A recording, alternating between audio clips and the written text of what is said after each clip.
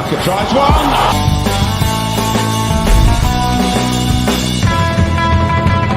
On the power play, Sakic fakes it, takes it, scores! Joe Sakic! Power play goal! Welcome, everybody.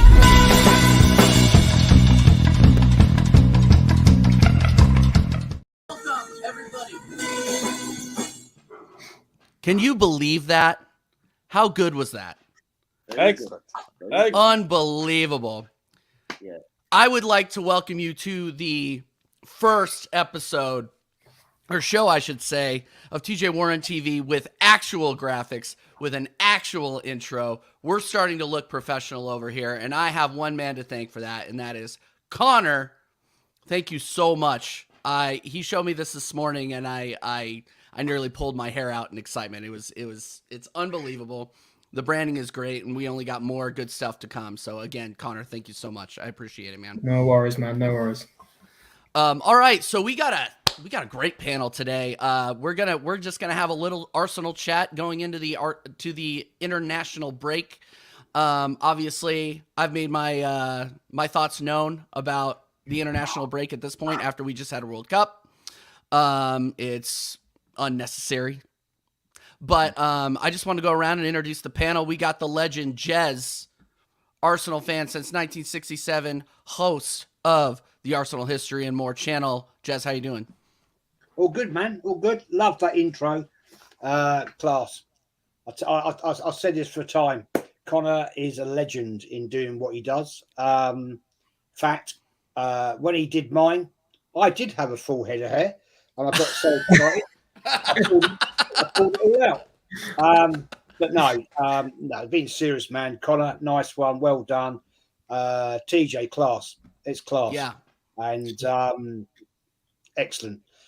Yeah, I'm good, man. I'm all good. Did a show last night, which was fun. The usual Wednesday night podcast with Kenny. Yeah, it's always good fun. And looking forward to this show tonight. Yeah. No, I watched that back last night when I was working late night, and it was an excellent show. I couldn't listen to all of it while it was going on, but I watched it on playback, and it was class, absolute class. Conor, how you doing, man?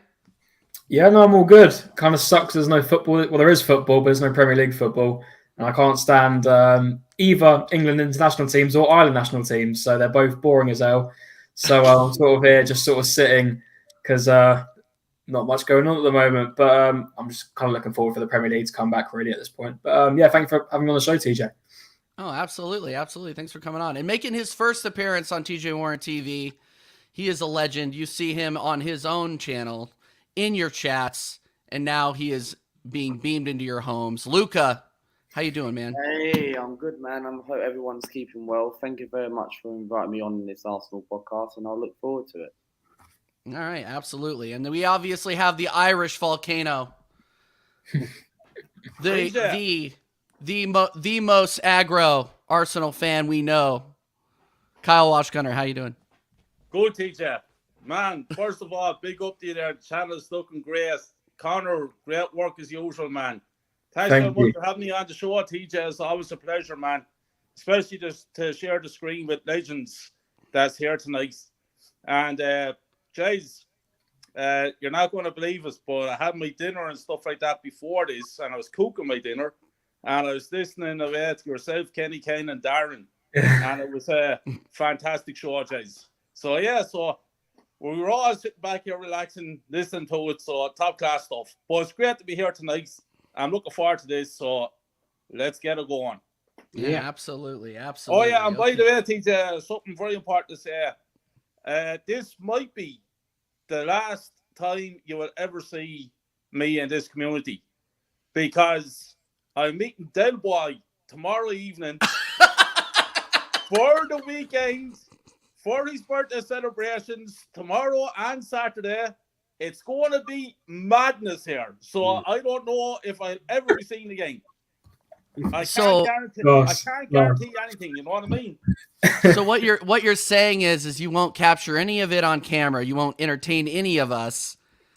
Because it's going to be a wild one, and I don't drink, TJ, so I don't know how I'm going to get around this. I just want one picture of you fireman carrying Del Boy out of a bar. Which I'm sure I will be. Or something. I need it. I need it so bad. Again, happy birthday to our good friend, a good friend of the channel, a good friend of all of ours, Del Boy Gunner.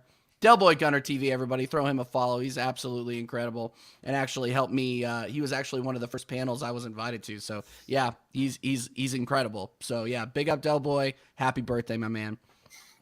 Okay, so I wanted to talk about something that's been eating at me. I've been listening to a lot of streams, and this is the first one that I've actually been able to talk on this week because work's been out of control. But I wanted to get this panel's, especially Luca, your opinion on a couple of people that are kind of riding the edge, riding the bubble at Arsenal. Yeah. The first person I want to bring up who's getting a lot of flowers for performing in exactly one game this season is Rob Holding. So I've been seeing a lot of Jez is upset already. I see a lot of people talking very, very positively about Rob Holding, like they just got hit with like one of those Men in Black neuralizers that erases your memory from like all the past performances he's had. Now I will say that he had a very good game against currently plummeting in the table Crystal Palace. But Jez, I wanted to get your opinion on this guy. We've had him around the club. He's been a piece of furniture at Arsenal for a while now. What do you think of Rob Holding, past, present, and future at Arsenal? Me? Yes, you, Jez. Yeah, absolutely. Let's start with that. Well, look, let's put it in perspective, shall we? He had a decent performance against Crystal Palace. We can't deny that he was solid, but going forward, if this injury on William Saliba is what is rumoured, is true, maybe out for 6 weeks, that is a scary proposition because Tomiyasu is now gone for the rest of the season. Knee surgery, so he's done. Who could we put in there? Well, I've heard people saying we could put in Tierney at that position because we've got Zinchenko playing left back. No, because we've got to go away to Anfield, away to Man City, and they are the two big games that we've got to get a result at. We can't go there and afford to lose. Well, I know people are saying, well, we're 8 points clear. Yeah, okay, fair play. But Man City have got a game in hand. So Rob Holding, is he the man to go forward with? You'd have to say, right now, yes. Now, I don't rate this fella at all. He's been around the club for decades. That's an exaggeration, but it seems it just seems that way. Yeah. Yeah, I mean, do I rate him? No. He did a decent performance on the weekend, but every player once in a while will put in a shift. To have a decent central mid defender, you have to do it week in, week out. And let's put the facts on the line here. We aren't actually great in defence. We're not. We leak goals at set pieces, corners, and I'm afraid when you've got a player like Rob Holding, that could be an issue. So not seeing it, mate. No, I don't rate him, and it worries me if the rumor is true about William Saliba, then it's going to be an issue, seriously. And I don't see anybody of any real stature that can fill in that slot. So, Edu, whilst you're out in Rwanda, look how you've left us short again. Fact.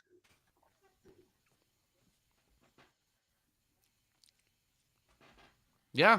No, absolutely. I mean, and squad depth has always been a problem for us. So, at all positions, in my opinion. Connor, what do you think? Yeah, I think when we looked at it, because obviously majority of this season, Gabriel and Saliba haven't been injured whatsoever. And the way we looked at it was we didn't really think about if one of them got injured, I think, and who would we have in backup. And I think I'm a little. A part of me is a bit annoyed that we were obviously looking at a central defender in January, and we did get that in Jakub Kivior. Obviously, not a Premier League proven defender, doesn't know much about the Premier League. Does play international, which you can give to him at such a young age, and I think does start as well. But it's not good enough. Don't get me wrong. I think he could be a good prospect, but for a time like this in the season, I think we could have got something better from the Premier League, especially with the experience. Because I think I completely agree with Jez on the point that Rob Holding's just not good enough. You know, fair play to him. He had a great performance the other day, and I hope he can do that while Saliba's out. But carry it on. Like, by all means, I'm going to support him. But I think everyone knows that he is not good enough. Unfortunately, he has practically been a bench warmer for his whole career at Arsenal. Did start a couple games, but that's mainly when our main defenders have been out. Most of the time anyway.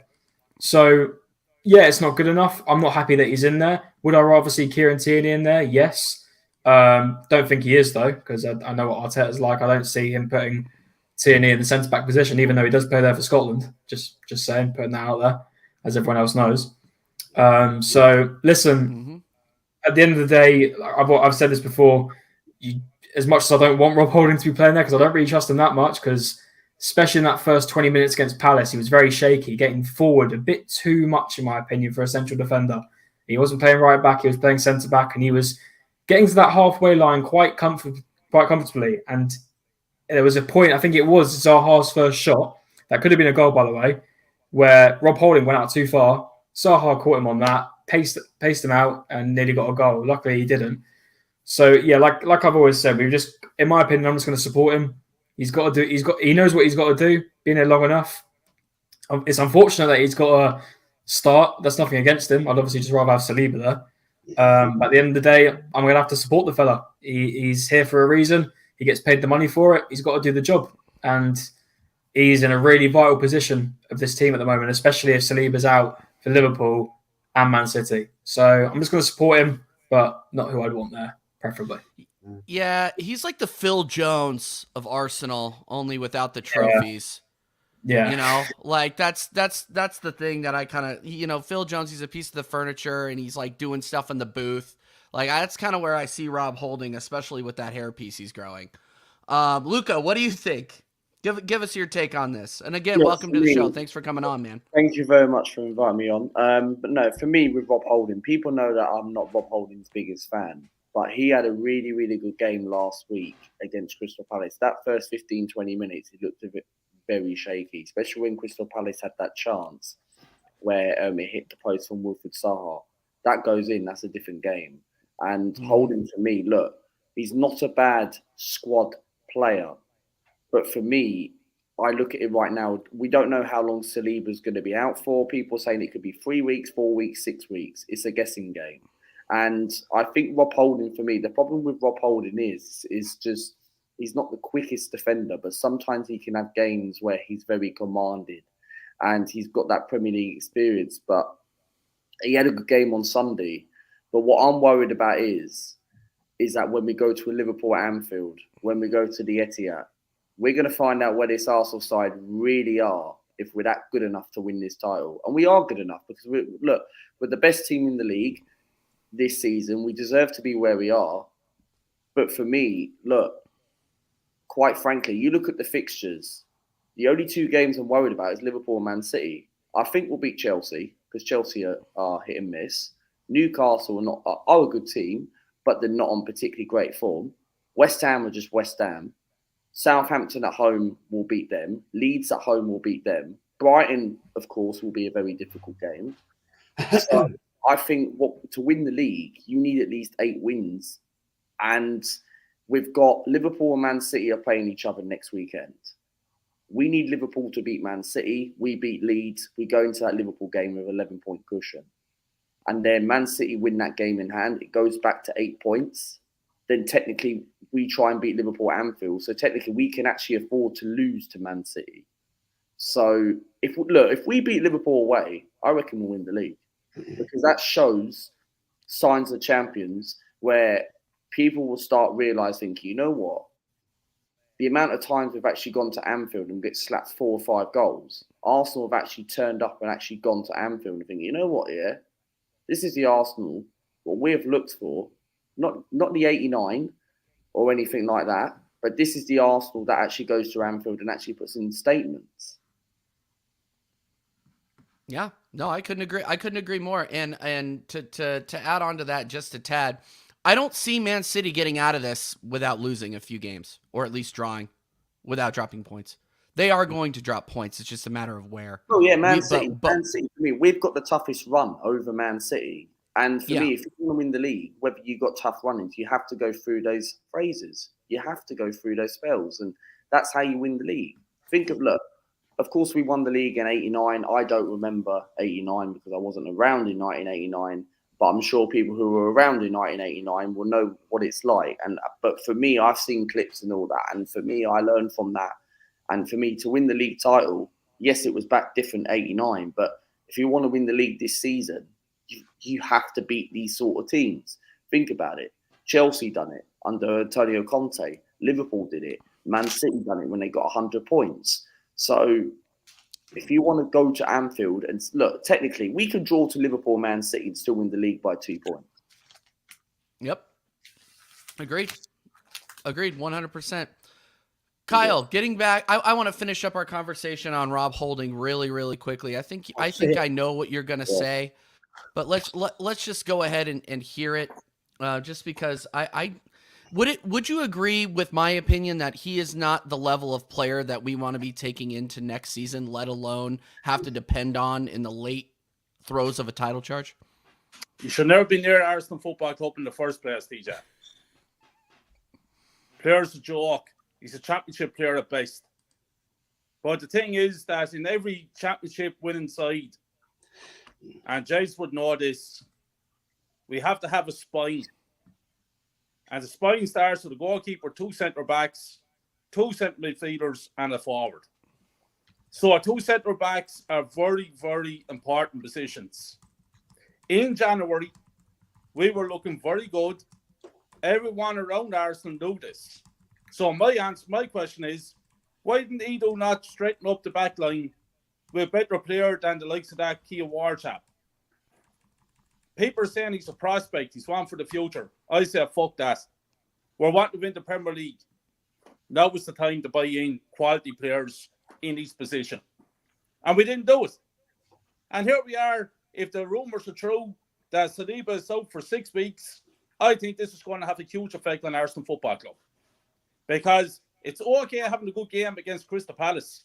No disrespect, but I think any of us here would have a good, decent game against Crystal Palace. Crystal Palace are absolute muck this season. They're dirt. Now we're going in against Liverpool. We're talking about Man City. People are writing off Chelsea. They're writing off Newcastle. There's no easy game in the Premier League. No easy game. So this could have an effect on Arsenal Football Club winning the Premier League. All because of arrogance and stupidity. We're back down to the same principles that we've been talking about for years and years and years. This is why we're on this roundabout and we never come off it. Now, I hope I'm wrong.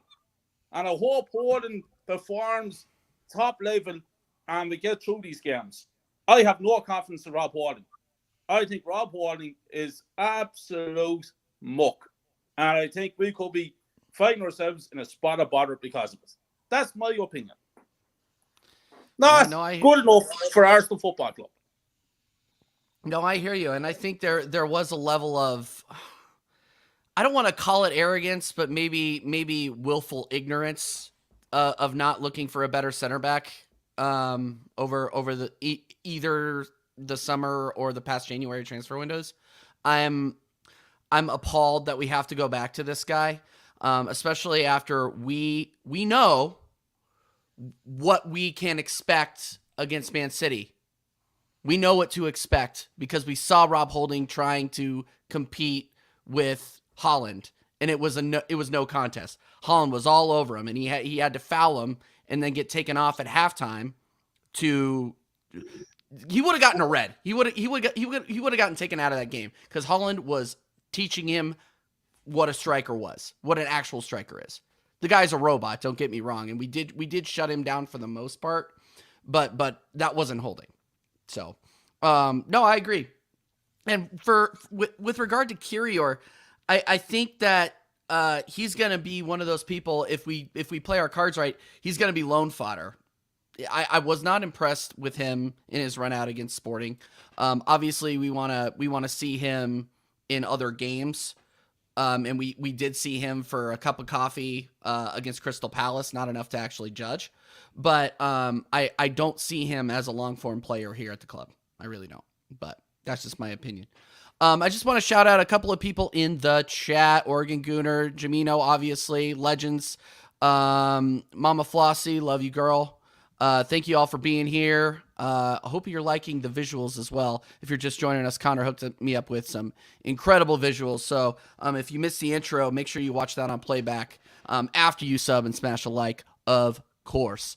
Matthew D'Souza is back in my chat. Matthew, welcome back. I really, really appreciate it. I wanted to get the Matthew asked a really, really good question here. So he said maybe move White to center back and play Partey or Reece Nelson at right back. I say absolutely not. No way. I've never seen Reece Nelson at right back, and I don't think I ever want to. He's not offensive, but I think we can all agree when Ben White first joined Arsenal Football Club and he played at that centre back role, that was the worst thing. Well, not the worst thing I've ever seen, but even at Brighton, but sometimes he played at right back, and at Leeds actually, I think on loan he played majority at right back. He is a right back. He's not a centre back. I would rather have Rob Holding in centre. I feel like I'd be more reliable to have Rob Holding in centre back than Ben White in centre back. And that's no offence to Ben White, but he just works better as a right back. And I wouldn't want to kill that as well. And I think he's been actually one of the best right backs in the league this season. I'd rather have Saka at right back.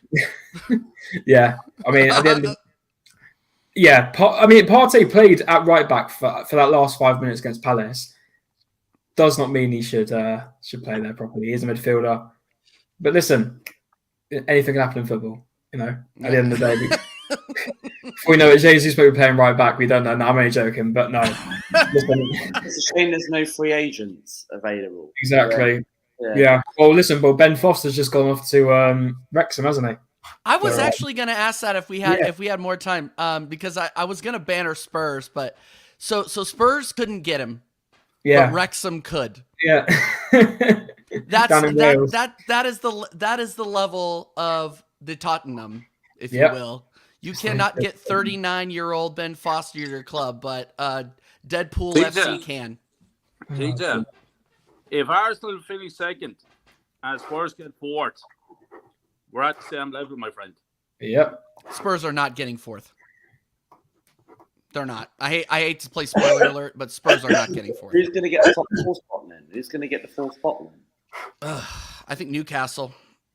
You reckon Newcastle are good? Newcastle are good enough defensively to shithouse it out. I think they can't. If they can pick up any sort of scoring form at all, their defense is good enough to get them into top 4, and they have 2 games in hand on Spurs. So. What do you think, Jez? What are your top 4? What's your top 4 prediction, Jez? Top 4 prediction. I am going to go Arsenal, Man City, Man United, and I'm going to go. I'm going to throw it out there. I'm going Newcastle. See, when Jez says it, I feel a little bit vindicated. Connor, what do you think? I was just kind of looking at the table. Sorry about that. No worries. Yeah, no. Do you know what? It's a bit of a weird one. I actually saw something the other day. Sky Sports done a bit of like a percentage on who would get top 4. Obviously, Arsenal City is practically guaranteed at this point. And I think Man United was about 70%. So, yeah, I think we all know they're getting that. But yeah, the 4th spot's going to be an interesting one. Do you know what? And this is going to sound crazy. You might hit at me. Brighton have a lot of games in hand to sort of snatch that top 4 place. I'm not saying they'll get it, but they only had a percentage of about 12% to get that top 4 spot. They've been pretty much fantastic this season, in my opinion. They've got some good, talented players in their team. I don't see why they couldn't go for it. Spurs, it's an interesting one. If they get rid of, which is probably going to happen, if Conte goes, or even with Conte, I don't see them getting it. Even with Ryan Mason, that team's just not good enough. If they get top 4, something's really gone wrong, in my opinion. All the teams that have challenged for it have just completely flopped. But I agree. I think Newcastle will get it. I know they've got a lot of draws this season. It's probably catching up on them. But I think they've got the team to do it, in my opinion. I think they've got a better side than Tottenham. And now Isak's back, scoring some goals. I think he could be crucial for them. So I'm going to go with Arsenal, Man City, Man United, and Newcastle. And it'd be nice to see Newcastle in Champions League as well. It would be really cool. That would be unbelievable. Luca, what do you think? For me, well, I don't know. I don't really want to question about me winning the league just yet. You know what? I'm probably going to get slated, and I want to get slated all the time. You know what? Sod it. Arsenal to win the league, Man City to get second, Man United third, Newcastle fourth. Oh. Kyle, do you honestly think that the shitbirds down the road are going to get into the top 4? If so, why? Well, why wouldn't they? I think they have every bit as good a chance as what Newcastle have getting top 4. It's between the two of those teams. And I don't know. I think I just a sneaky feeling that Spurs might do it. I hope I'm wrong, but I think they will. And my top 4 will be Spurs 4th, Man United 3rd, and Arsenal 2nd, Man City 1st. You're such a pessimist. How dare you? You negative, toxic fan. How dare you? I'm terrible. I'm terrible. But that's what this cup has done to me, TJ. Yesterday, I believed. Today, I don't believe. Tomorrow, I believe again. And the next day, I won't believe. It's mixed up. It's unbelievable. Up and down, up and down, up and down. Sure, it's driving me insane. I'm not giving you guys an order. I just think that it's going to be Arsenal, Man United, Man City, Newcastle. I'm not giving you an order. No, TJ, you can't do that, TJ. We're all out of our numbers. No, hey, this is my show. This is my show. I do what I want. No. Okay. You want me to put it out there? I'll put it out there.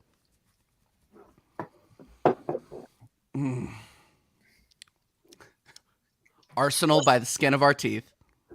Man City, Man United, Newcastle. By the skin of our teeth. We're gonna get it done. And we are going to need help to do it. Because you guys are talking about the Man Cities, the Chelseas, the Liverpools. We can drop points to anybody. And we have proved it against Everton. We have proved it against Newcastle. We have proved it against X, Y, and Z. You can name anybody. We are liable to drop points against anybody on any given day. That's why I love this. That's why I love this sport, to be honest. So that's one of the big things I love about the sport. Del Boy Gunner TV in the cut. Happy birthday, my man. I don't know if you were on the stream earlier, but I just want to say big up. Happy birthday. Don't die tomorrow night. Kyle was telling me you guys are going out. Be safe. I need video, please, if it's not going to get you arrested. That's it. That's all. That's all I need. Okay. All right. And obviously, big up everybody else in the chat too. We got Craig. We got Oregon Gunner. We got Jamino, obviously. We got Carlos. We got everybody in the cuts. So this is amazing. Thank you guys for tuning in to a random Thursday Arsenal talk. Okay. So I want to talk about new contracts that we got coming into the club. First of all, I have a question because maybe I just live in America and I'm ignorant. Did Saka actually sign a contract? Because I haven't seen like a video of him signing a contract. Is he actually signed up? It's said he's I think there's news reports everywhere that he's agreed, but there's not been. But the thing with Arsenal is Arsenal will take about 5 to 10 weeks to actually announce it because they've got to do a promotional video. Then they've got to do Saka saying a speech about why he loves being a. It's the exact same thing with the Aubameyang contract. Do you remember that? I want to become an Arsenal legend, and then that season he went bad, and then he's off to Chelsea or Barcelona even, and he's off to Chelsea. No, but listen, that won't be Saka. Well, I hope it won't be Saka, but. With Arsenal, they'll drag it out until the last bit of juice they can get out of it, and then they'll make some Saka t-shirts. I was gonna say, are they gonna have a Saka tracksuit? Yeah, probably. That'll be the 80th drop this season of tracksuits and clothing. Do you know? I saw the other day actually. We talk about Tierney never playing. Tierney was doing a golf thing for Arsenal, some sort of new tracksuit thing. And I'm thinking, what is going on here? Is he our new model now? I mean, he's probably one of our best defenders, and he's out here doing model shoots for Arsenal. And I'm not even going to lie, excuse my language, he looked pissed in that video. He didn't want to be there. He didn't want to be there. And Connor, I'm saying, what a waste. He has to do something to get his wages because he has so much football, is he? It's ridiculous. It's absolutely ridiculous. I mean, I know all the players get involved in it. But I'm just thinking he don't want to be here. I just know it for a fact. I mean, fair play to him for getting that assist the other day. I really hope he gets involved more. But I know he won't start unless something mad happens to Zinchenko. But yeah, sorry, saw that the other day. It was really weird. Yeah, I'm with you. And DVS, I'm with you. If KT is wearing it, I will buy it. Okay, I will buy it. What a beautiful Scottish legend. Okay. Oh yeah. No, I do want to announce this too. Yes, I am going to Washington D.C. to watch Arsenal absolutely destroy the MLS All-Stars. The fact that game is actually happening is a joke. Our reserves can go in there and absolutely pam the best of the Americans. We are going to slaughter them. So, I'm very excited. I've never seen Arsenal live before. I've been to a couple of MLS games, but I've never seen Arsenal live, and it is going to be an experience. And I'm very, very excited. Me and my wife is actually coming with me. Oh, and right. we are, yeah. She decided last second that she wanted to go. And we are at the edge of the Arsenal supporter section, the Arsenal America supporter section. So it is going to be very loud. I'm really looking forward to it. TJ, do me a favor. If you get an opportunity to get on that AFTV channel, please do. And tell them all that the talk's not only pure and utter shites. Oh. The stuff that they came out with last night about Ozil turned my stomach. Okay, and let's just, we're going freeform here now because I did want to talk about Mesut Ozil and I want to get everybody's opinion, but I'll drop mine first and then I'm going to we're just going to go around in circles. So Mesut Ozil was probably one of the best number 10s I ever saw play in the Emirates era at the Emirates. Keyword, at the Emirates. Only at the Emirates, nowhere else. Okay? The guy didn't win any trophies for us other than FA Cups. And if that's the level of this club, fantastic. But he didn't win us any leagues. If we win, and I said this in the group chat too, if we win the league this year, that puts everybody on this club in the legendary status above anybody who's played in this club for the last 15 years, in my opinion. But that's just my opinion, because I like winning shit. So, Jez, what do you think? Mesut Ozil retires. What's his status in terms of Arsenal club legends? No, never. Not even in the same class. When he first came to the Emirates, I was excited, I won't lie, because I'd seen what he did at Real Madrid. But comparing him to another number 10, which we won't, no. He's not a legend at this football club. He was lazy. Basically, if he had to go and play about north of Watford Gap, and Watford Gap is basically, it's classed, TJ, as the divide between south and north. Well, I don't understand that because it's not really, but he just didn't turn up. And I watched that guy play live many, many times and on TV. He was quality to begin with, but he became lazy. And when he got that stupid mega deal, which he didn't deserve, let's get that right, he became even worse. And he became an embarrassment to the club, in my opinion. So legendary status, never.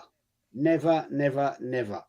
There's only, to actually put a player as a legend of the club, they have to be absolutely elite above the elite. And there's not many players you can say that to.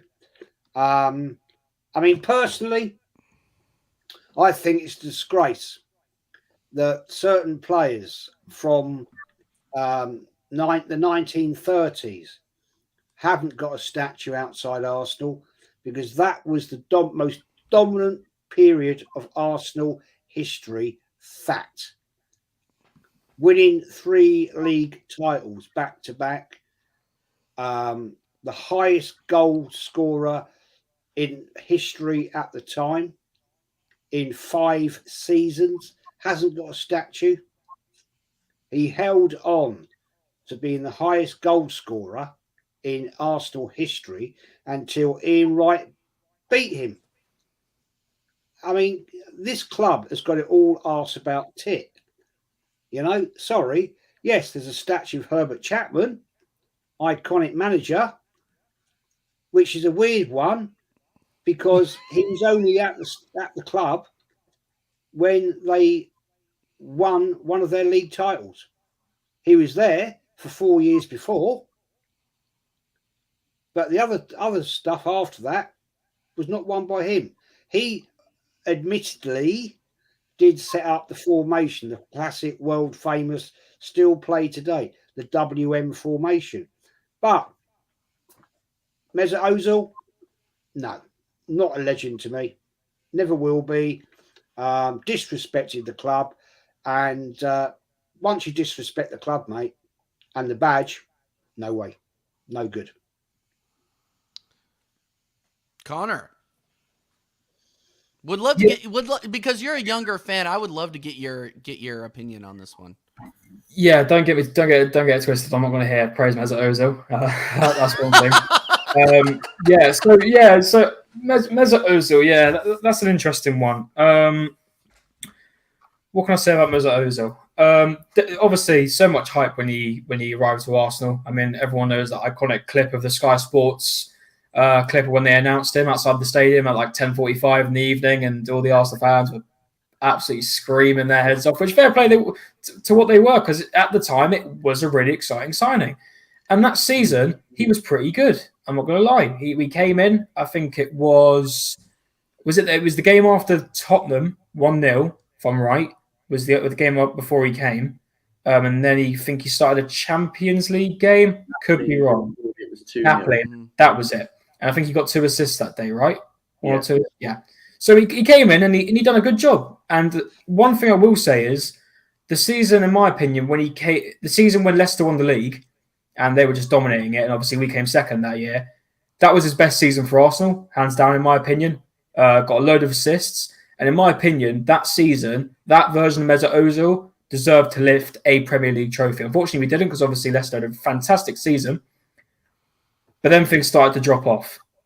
And we all noticed that. And he was never the same. Even in that season when Leicester won the league, we can all agree Mesut disappeared a lot in away days. He was not there. Whenever we went away, wherever it was, he could be 50-50. He'd either be there or we might as well have 10 men on the pitch. You know, and that was down to him, unfortunately. Like Matthew said, he did have the likes of Giroud ahead of him. Obviously, Danny Welbeck, not the best players to have in front of him like he did at Real Madrid. But listen, at the end of the day, we bought him for a fee, and we expect him to come in and do the business. He didn't obviously.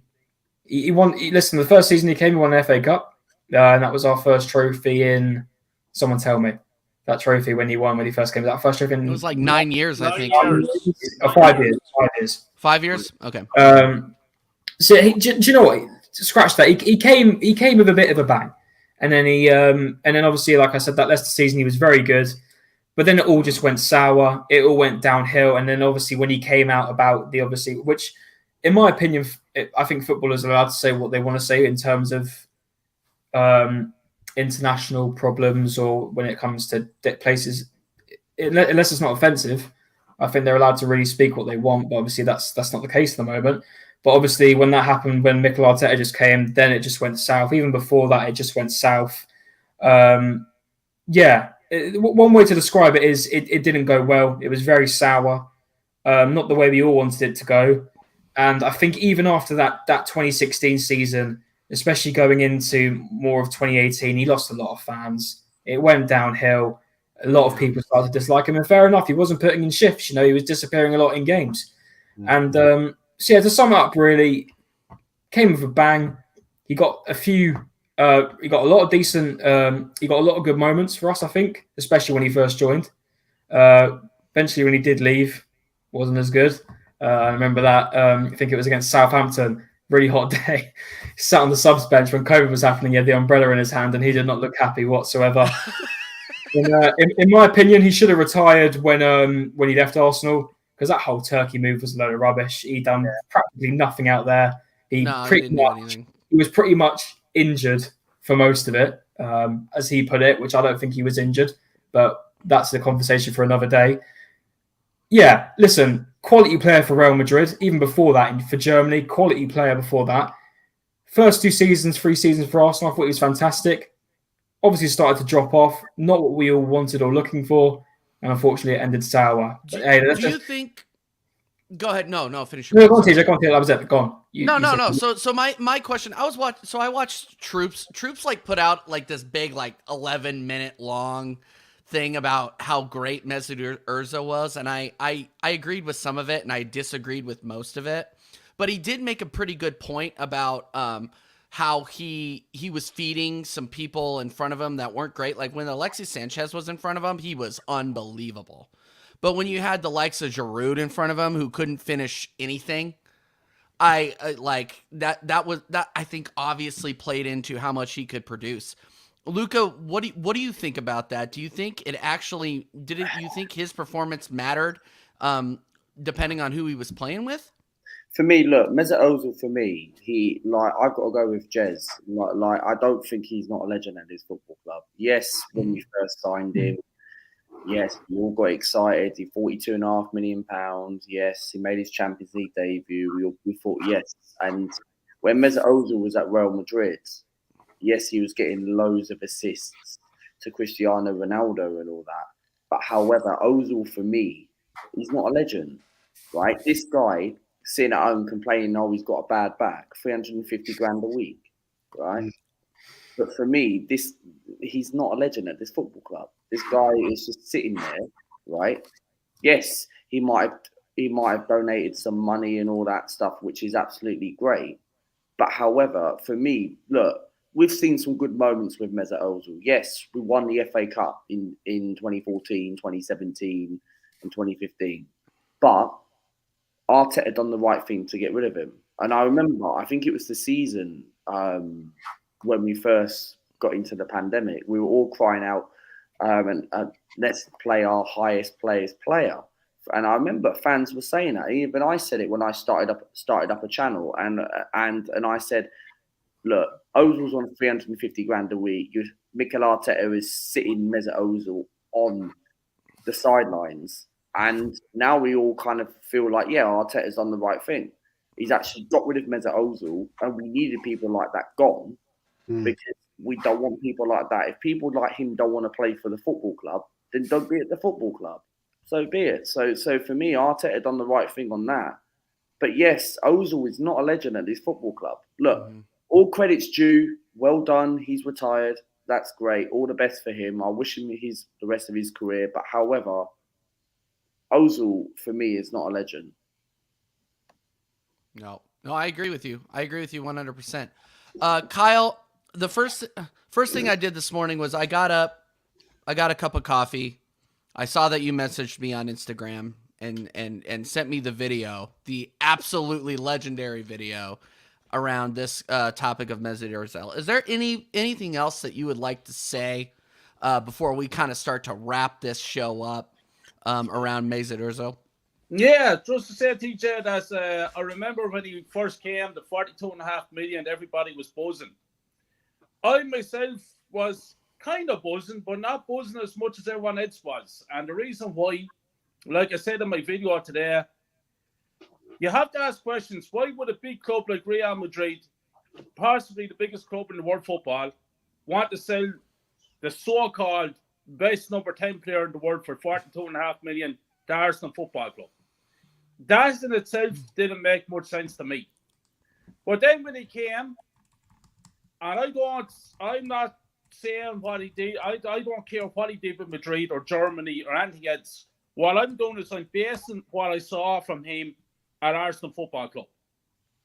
And what I saw is a man that's an absolute disgrace. And I mean that at the highest order.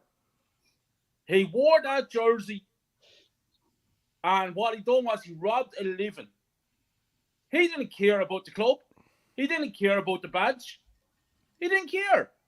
He took his money. Fair enough, he gave a bit to charity and all that. Fair play to him. He showed for the money that them fellas are on. Every single one should be doing this. But this fucker got £350,000 a week. And for what? Like, why? How did he deserve that contract? No, I'm not going to sit here and say that, Ozil, any of us would sign that contract, lads. It was given to him. This is Wenger and idiotic decisions that happen here in this club. It's shambolic. And the thing that really hurts me the most about Ozil is that man could play football. There's no excuse. It wasn't if he was a bad player. That fellow's quality. He could have been a legend. But he's not a legend. And I'm listening to lads on platforms bigging him up that he's a legend of this club, a modern day legend. Would you give me a break? And then I hear some lads comparing him to Dennis Bergkamp. What the hell is wrong with people? What the hell is wrong? Are they mentally disturbed or something? Dennis Bergkamp. These people fit to tie the man's boot lessons. It's a disgrace. And I'm sick, TJ, of these players being hyped up to be things that they're not. It's like what Jez said. Cliff Baston, nothing said about him. To go back to those type of players. There's nothing said about him. But straight away, Ozil, and he retired at 34, and God help him. And I wish him the best. I don't. Man is he got 153 million out of this football club. He's not stuck for a few pints tomorrow. God help him. 34 years of age. He can sit back for the rest of his life with his beautiful wife and his beautiful children and live a great lifestyle. And fair play to him. But fuck him as far as I'm concerned. And he's an absolute disgrace to this football club. A disgrace. Legend. Jesus Christ, if I was... stop. When I saw this nonsense last night, I got mad. I said to myself, I'd love to see a few of them face to face last night. I would have put them to the side, wake yourself up, and especially when I start comparing him to Dennis Bergkamp. Jesus fucking Christ! I absolutely detest Mr. Ozil, and I did a video about that fella years ago.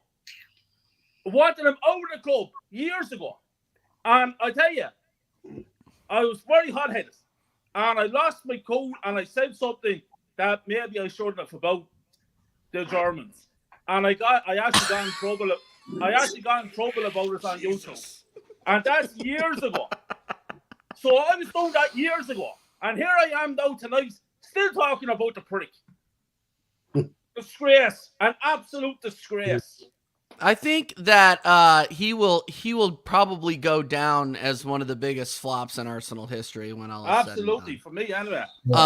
and done. And I wanna highlight this too. Hold on, Özil and Abba out. Now I was a massive Aubameyang fan when I first in my years when we signed him from Dortmund. I was losing it. Like I was really excited to see him, but the one thing that I wanted to point out, and you got to give Arteta his flowers here a little bit, and I want to end on this because I it always seems to come back to Mikel, right? The Lego haired guy that he is.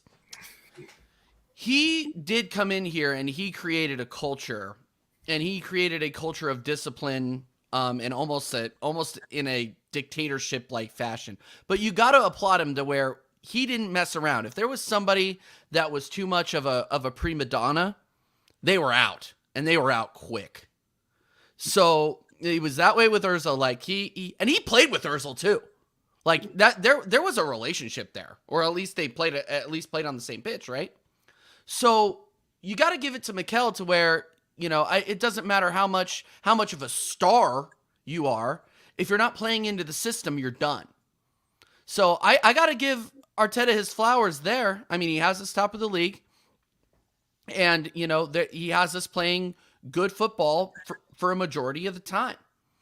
So Jez, what do you think of the culture? And we'll end on this. What do you think of the culture that Arteta has put into the club over the last 3-4 years that he's been in charge? And do you think there's an actual future for him at the club? Okay. Yeah, I could look at this in many different perspectives, but I admire Mikel Arteta in the way that the likes of Aubameyang, Ozil, other players have basically shown disrespect to him, shown disrespect to the club, fans, badge. And I admire the fact that he's outed them. What he did with Aubameyang, there is obviously something relationship-wise went badly wrong between them.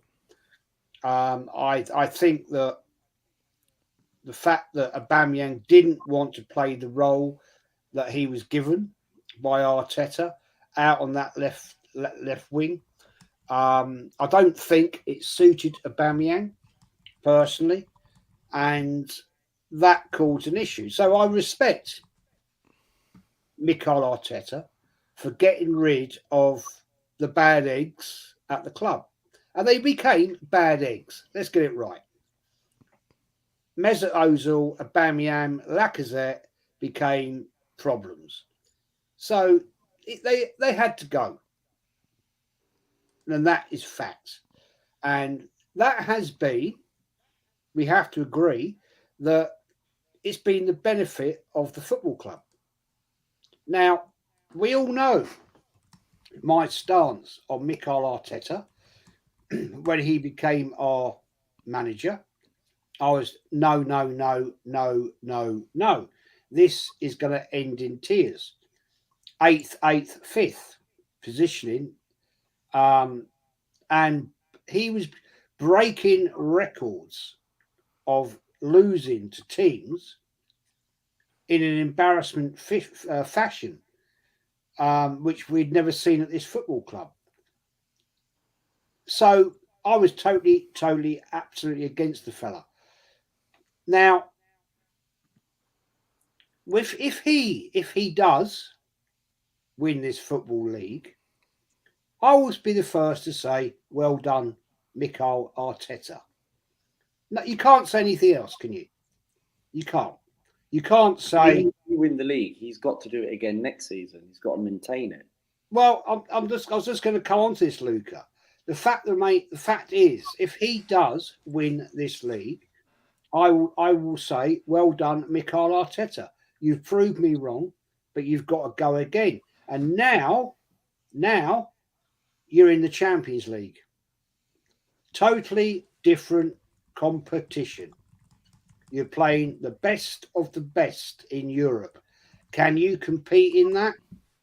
Because every year, for 3 years, you've thrown away the FA Cup, the Carrier Bag Cup, and the Europa Cup. You are going to have to instill a much deeper squad. Because even though I rate this squad, I do, because they are performing, you can't deny it. We are going to get absolutely piped, like a peace pipe, all round Europe by the Champions League. Now, you've got to remember, if we finish in number 1 spot, we go into pot 1 of the draw in the Champions League, right? So we're going to avoid in the group stages the big boys, but if we qualify, we're up against the big boys: Barcelona, Madrid, Bayern Munich. Now we know the last time we were in the Champions League, how well it went against Bayern Munich. We got raped 10-2. So do I think Arteta is good enough to win us the Champions League? No, I don't think so. And as Lucas just quite rightly said, if he wins the Premier League this season, he has to go again. I will not accept this situation of, and some of the Arsenal fan base, dare I say, we win it this year. Oh, yeah, well, we won it this year.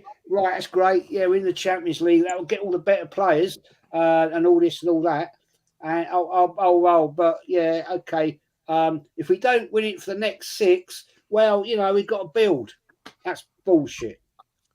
Alex Ferguson, Pep Guardiola, they are not the sort of management setup that will accept that. You win the Premier League, you have to go again. George Graham went again, came first, second, third, won it again. Arsene Wenger, in his heyday, won it, runner-up, won it, runner-up. FA Cups, blah, blah, blah. That is the winning mentality. Have Mikel Arteta and Edu got that? We'll wait and see. Excellently put. Connor, what do you think? Give us your final thoughts on this. Jez is pretty much, I completely agree with what Jez said. Completely. Listen, at the end of the day, we can by all means hopefully win this league this season, but this can't just be a one-off. This can't just be, oh, yeah, okay, got it now. If we finish 7th next season, it's all right. We won the Premier League the year before. No. We've got to consistently... Arsenal Football Club is known for winning. We're not a team who just scrape around the mid-table, barely get anything. No, we're one of the biggest teams in England, and we've got to be consistent now. Because it's been way too long where we haven't been consistent in competing for Premier League titles or Champions League titles, or even European titles. We haven't even won Europa League or even the new Conference League, I know we've never even qualified for it. But no, this is a thing where now, if we win this league this season, which I hope we do, even if we finish second, I know we probably will be out of a job. But either way, we're now at a place, if we've proven we can now do it in the Premier League. No more bullshit. No more, it's going to take a rebuild, this or that. We've now got players. Yeah, we can improve. Not 1 or 2. We don't need a rebuild anymore. We've got a team that can now compete in the Premier League. We've proven it this season. Why can't we do it again next season? The season after that? The season after that? This, like Man City. Why can't we? Just because we don't have a Qatari owner or Saudi Arabia owner doesn't mean we can't do it. Stan Kroenke's got more than enough money to put into this club, and Josh. Facts. To make sure that we stay up a level. And I hope they do. Because I hope, mainly Josh, I hope he's actually been watching enough this season. What you can see now we're now first. They're more interested in the club because they've actually put a bit more money into it and they can see we're competing. So there's no excuse why we should not be maximum top 3 next season. I don't want to be seeing any lower than that. I want to be seeing consistent Champions League football Whether we get destroyed in it or not, that's our doing. But why we should, if we can't do it in the Champions League, we can do it in the Premier League. It's been proven this season. We can do it again. Unless something insane happens, which I doubt it will, I don't want any excuses why we shouldn't be competing season upon season upon season, whether Mikel Arteta is here or not, in my opinion. We've got the players for it. It shows we can do it. Yes, we can get upgrades by all means. And yes, you can say Champions League football attracts more of a high quality amount of player. I think that's fair enough. I think if we get Champions League next season, I think we could possibly see a few better signings than we've had in the last 5 years, in my opinion. So, listen, I'm taking it day by day at the end of the day. I want us to win this title. In all honesty, couldn't give a shit about Mikel Arteta's job. All I want is this league title. I just want him to give us a league title because that's what we deserve this season. That's what the fans deserve this season for all the shit that he's put us through in these cup competitions by just practically throwing us out of them deliberately, in my opinion, with the teams he's put out, especially that Carabao Cup game. I know it's only the Carabao Cup, and in my opinion, the trophy is a trophy at the end of the day. But that team he put out against Brighton, a Premier League side, was just disgusting, in my opinion, even if it's just a cup game. So he's got nothing to lose now. And don't get me wrong, I'm so happy with Mikel this season.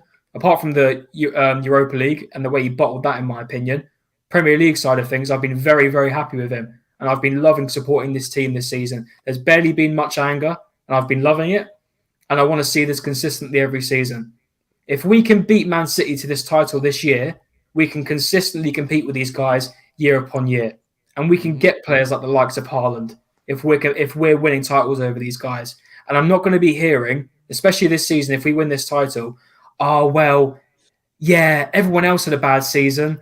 Chelsea didn't do great. Liverpool weren't doing great. No, I'm not having that. That's a load of bollocks. Just because teams are doing shit doesn't mean we don't deserve to win a league title. That doesn't make sense. That's like saying Leicester Leicester won the league because everyone else was shit. That's bollocks. Leicester won that Premier League title because they played great football and they deserve to win that title. Yeah. And just like we deserve, in my opinion, we deserve to win this title this season more than Man City, especially with that scandal that they've got going on, which has been hidden recently. Quite surprising that. I think if Man City, just a side note, I think if Man City were 10 points clear this season, that scandal would be a bit more around than you think. But I think they're keeping that hidden until they can actually try and win this Premier League. But I don't think they will. But like I said, completely agree with Jez. We should be competing every single season. No excuse about it. If anyone wants to come here and say, or anyone online wants to be saying next season, if we win this Premier League title, even if we come second, this is the same point. If we come below fourth, and actually, no, screw that. If we come below third next season, because I don't want to be fourth loser, I don't even want to be third loser. But if we become below third next season, and there's an excuse of, we're still getting back into it, bullshit. Because we've proven it this season against the likes of Man City, against the likes of Liverpool, where we've come above them. Yes, we've got them in games coming up by me in league status. Why can't we do it again? And that's where I'll leave it out. Well said, Connor. Well said. Well said. Luca, final thoughts. Me, look, I hope we do win the league this season. I know a lot of people have called me out, me being negative, being toxic. You are so toxic. That's why I invited you on. Toxic. I like toxicity here. But no, it's my opinion. But however, look, for me, I want this manager to prove me wrong. And no one expected us to be in a title race at the start of the season. If anyone would have asked me this in August, I probably would have been exposed. So, however, right, for me, look, I'm happy that Mikel Arteta has done very well at this certain point, but he's got to prove to me to win the league. And my standards are, right now, if you're in a title race right now, and if people are thinking at the end of the season, we got second, then where is the same people that said that 7 years ago when we beat Leicester, right, and we finished 10 points off Leicester, and we were the only team to beat Leicester? Where are the same fan base that said that 7 years ago, right? But what I want is, do I think we'll win the league if we beat Liverpool at Anfield? If we beat Liverpool at Anfield, I'll come out in a minute and say I think we are going to win that league, because that will really make me starting to believe, because we'd only have to threat Man City. Yes, Newcastle was a tough game. Chelsea at home, we're at the Emirates. The crowd will get behind that. I think we'll win that. Chelsea, hopefully, beat Real Madrid and they have to have a semi-final against Man City. So that semi-final will be around that sort of time. So their players are going to be a bit jaded and tired. Man City will be in the Champions League as well. So let's find out where this Arsenal side really are. And let's pray that Saliba is back in the next couple of weeks. Let's hope he's fit, because I don't trust Rob Holding against Liverpool. And I know a lot of people saying, "Oh, Luca, it's only Liverpool. It doesn't matter. It's at Anfield." It's only Liverpool after. It's been 10 years. It's been 9-10 years. We haven't beat them. This is the thing. It's almost 11. It's almost 11 years. Yeah, this is why I'm more confident we can win the league this season, and why I don't want any bullshit excuses. Right? I know we've got Man City at the Etihad. It's going to be a very tough game. It's at their home crowd. They've got all their crowd behind them. Right? Both times we've played Man City this season, I'm sorry, it hasn't. It's been down to mistakes, in my opinion. It's been down to poor mistakes in the side. That 3-1 loss, I thought we played very well that first half, majority of it. As soon as we came out in that second half, 2 rookie mistakes. Passing around the back, same thing, led to 2 goals. They pressed us, they got the ball. Haaland is not a shot stopper. He gets it right into the back of the net. And the same thing with Grealish. They pressed the team, we're passing around the back for whatever reason, and they press on us and they get the goal. Same thing in the FA Cup. A 1-0 loss to Man City in the FA Cup. I know it's a loss, but come on, at the Etihad, let's be real here. That's why I really think we can take it to Man City, especially this season. And I'm not putting my arse out here and say we're going to smash them. Nah, but this is why I'm confident we're going to us. This is why I think I'm confident we're going to the Etihad. I really do think we can take it to them. You're confident we'll beat Man City away. I'm being serious, just because of the results based on this season. But the thing is, everyone was confident when we played Man City at the Emirates, and then that second half we collapsed. Well, that's what I mean. That's why I hope Mikel's now learned. It's been 2 shots now. Third shot, it's a fuck up in my opinion. It is. But you've had 2 shots here, where in my opinion, those 3 goals we've conceded, or was it 4 goals? Those goals we conceded in those games were down to rookie mistakes, in my opinion. It wasn't down to poor football. No, well, it was down to poor football. It wasn't down to just players giving up and that shit. It was poor tactically, and I think we can work on it. That's why I think we can at least go to the Etihad. We've learned what we've done, in my opinion. Rookie mistakes, passing around the back, absolute bullshit. We held our own really at the FA Cup, at the Etihad. 1-0 loss. As bad as people make it out to be, it's still a loss. We're at the FA Cup. We were pissed. Let's get real now. I think we can take it to them. And this is not me being, we're going to smash them, because I don't think we are. But I definitely think, especially with this squad this season, at where we're at, we have more than any chance to beat them. And I don't think we should take that away from us. I'm not saying it's going to be a war. It should be a war anyway. I'm not guessing it should be. We should be going to that stadium and giving everything we've got. That team talk before the game must be the most passionate thing Arteta has ever given in his whole career. You don't want to see the team photographer giving the pep talk? Oh yeah, going in and giving a speech. But anyway, this is sorry, yeah, I was going off a bit of a tangent here, but we've got to go to these games like Anfield and City and really go for it, because we've proven this season that we can do it. I know Liverpool at home was a bit shady, it was a couple easy goals to concede, but I'm going into each game now expecting us to dominate, because we've proven it this season. Mm-hmm. Why should we go into games and be like, I'm not sure about this one? Because in my opinion, majority of the time we've proven it this season. Man City, yes, people can be worried. Don't get me wrong. I'm going to be worried. But the fact that the games you've played against them was just majorly rookie mistakes that we can definitely work on in next games, especially when we've got Man City at the Etihad, I think we can work on it.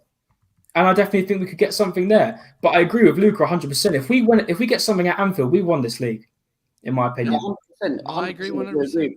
Because it sends a statement. Because if we have to pray that Liverpool gets something at Man City, and we don't know whether, because we know Haaland's fit for that game. We know he's fit. It's mind games. And I don't want people saying, he's out for 4 to 6 weeks. He's not out for 4 to 6 weeks. And Liverpool, for me, if they could somehow look to win the league, that game, not just only Man City and Arsenal, is the decider. Man City and Liverpool could be the decider in that, because we beat Leeds, which I do think we will, and Liverpool beat Man City. We could go into Anfield 10 or 11 points clear, and we don't even know when Man City's game's confirmed with West Ham anyway. So, for me, look, yes, we're 8 points clear at the moment. Supposedly, we can say pretenders 5 points if Man City win their game in hand with West Ham.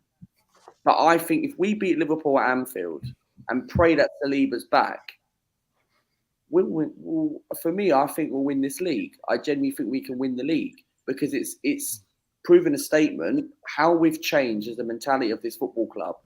Like, I don't want to see us lose that game. We have to go there and get something. And if look, I'd be happy with a point.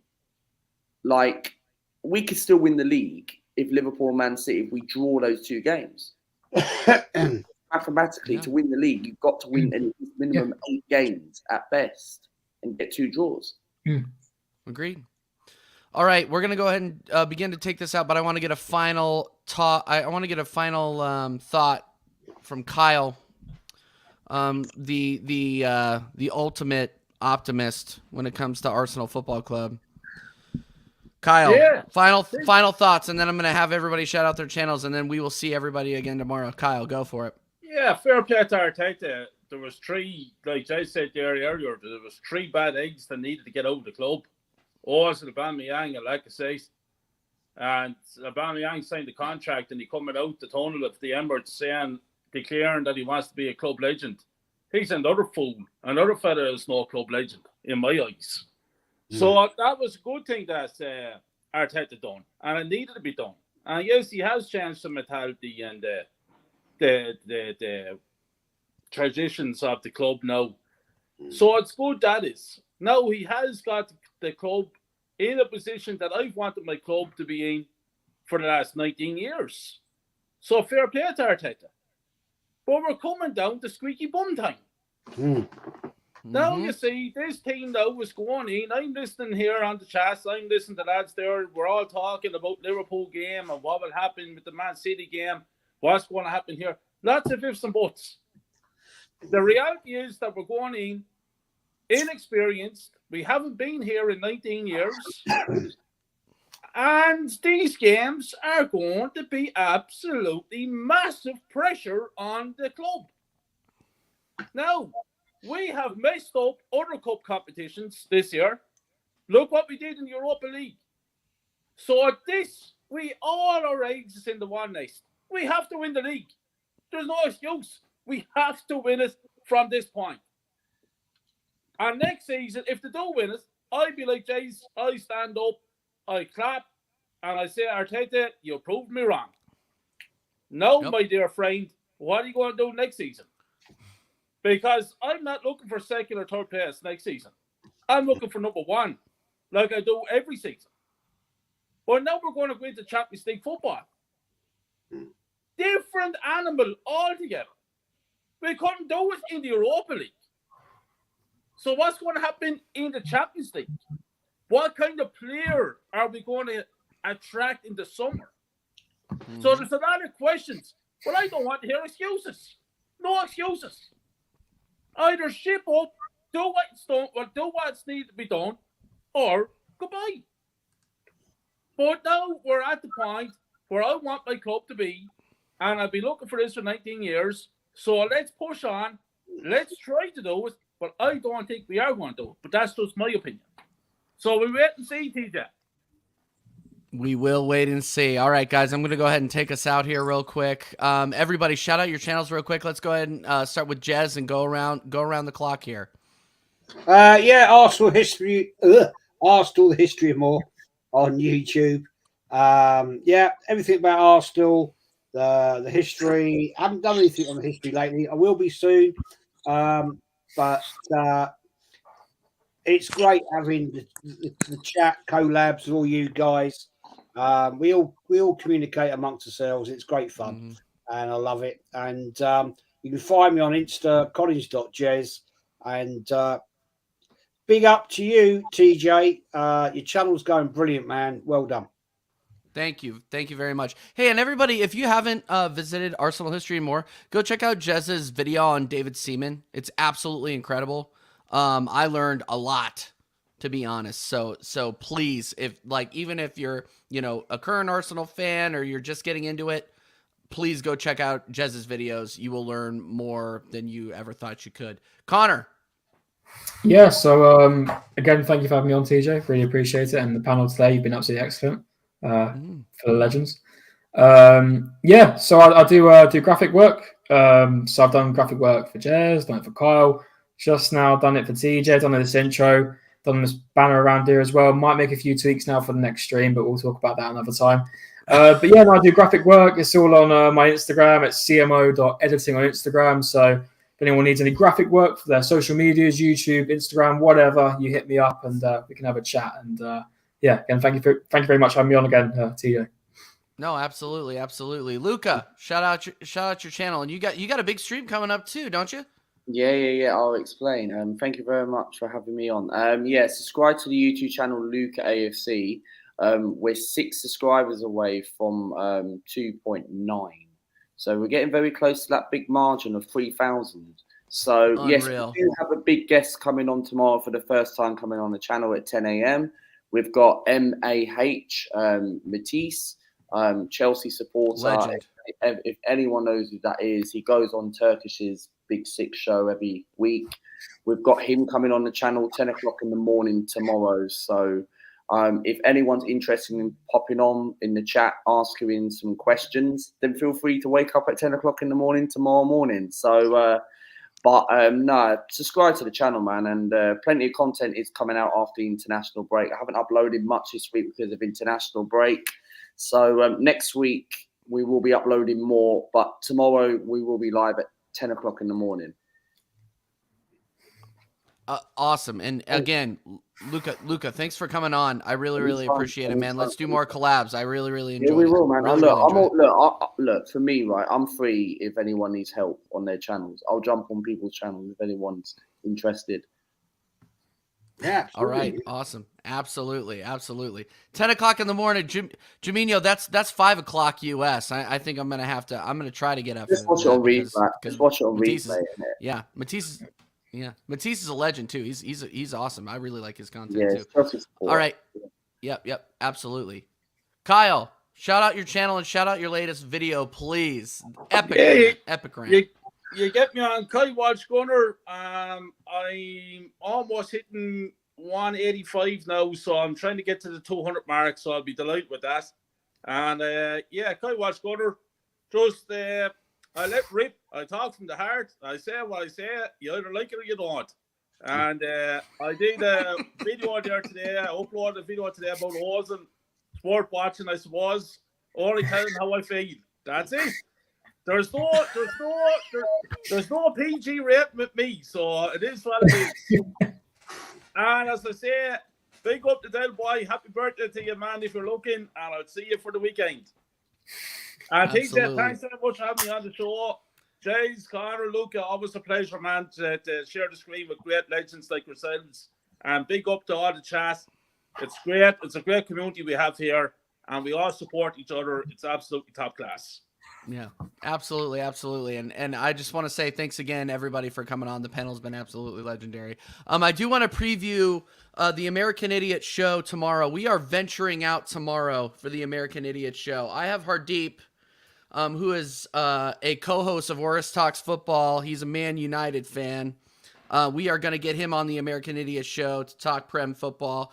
We're also going to get Deji Spurs on. You might have seen him on Tony Claude's show. You might have seen him on the Football Terrace. He goes on all those shows, and I slid into his DMs. I usually just talk shit to him in the chats, but he responded to me, and he's wanted to come on camera and talk more shit.